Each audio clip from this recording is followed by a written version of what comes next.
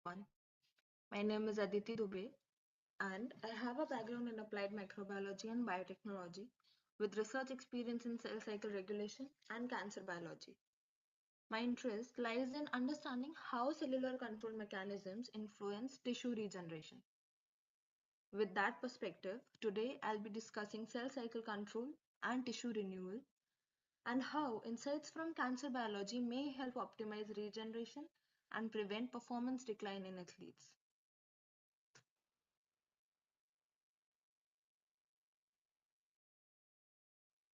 Now let's look into the problem. High intensity training places repeated mechanical load on tissues such as muscle, tendon, and vasculature. At the cellular level, this leads to micro damage accumulation. To maintain function, tissues must regenerate rapidly and accurately. When regeneration is poorly coordinated, minor damage escalates into injury and chronic decline. In short, athletic durability depends not on how often cells regenerate, but how well they regenerate. So there is a point that we should think about.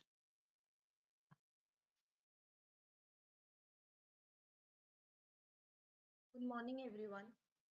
My name is Aditi Dubey, and my academic background is in applied microbiology and biotechnology with a strong interest in tissue microenvironments and injury biology. My work is influenced by insights from cancer biology and mechanobiology, and today I'll be applying those principles to a sports science problem. How structural failure begins long before an injury becomes clinically visible. In high intensity sports, injuries rarely come from a single bad movement. They emerge from silent structural changes that accumulate long before pain appears. Today, I'll argue that the extracellular matrix, rather than muscle or strength alone, is where injury truly begins.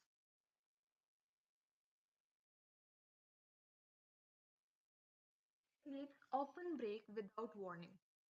Strength testing looks normal, range of motion is preserved, pain scores are low or absent. Yet, catastrophic injury still occurs.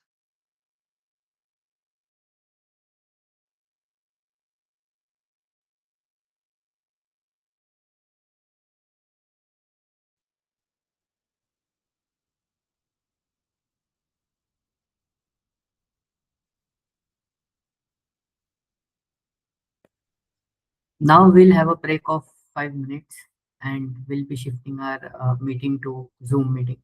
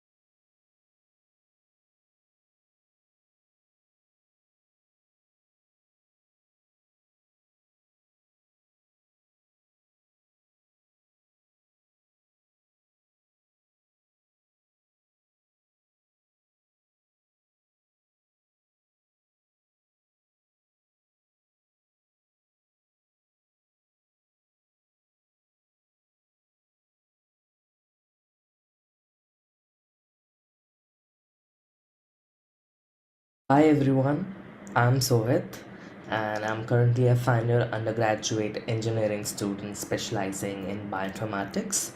And today I want to challenge how we think about performance, not just in AI, but in human AI systems overall. For years, we have optimized for output, like go faster, work harder, extract maximum productivity. But our brains don't work that way in real life. Our brains are regulatory systems. They're constantly balancing effort against fatigue, reward against risk. And that is the insight that changes everything. Today, I'm introducing closed loop brain AI models, systems that sense your cognitive state in real time and adapt to keep you performing sustainably, reliably, safely, and effectively. By the end, you will understand why this is not just nice to have, but essential for future of human AI collaboration. Good morning, everyone. This is Rehana. Thank you for the opportunity to present today. The topic of my presentation is the hidden health risk behind peak performance.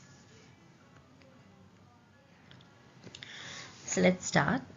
When we talk about peak athletic performance, we usually think of strength, endurance, speed, and resilience. However, what is often overlooked is the cellular cost of sustaining extreme performance over a long period of time. My presentation today focuses on a less visible but potentially serious consequence of chronic overtraining, that is dysregulated autophagy. Specifically, I'll discuss how excessive training stress can impair the cellular quality control mechanisms, leading to the accumulation of oncogenic mutations in muscle stem cells.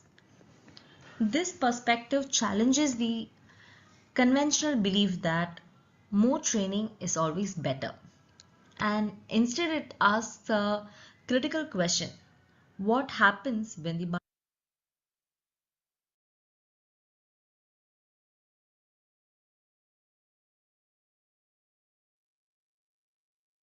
Thank you for watching our stream.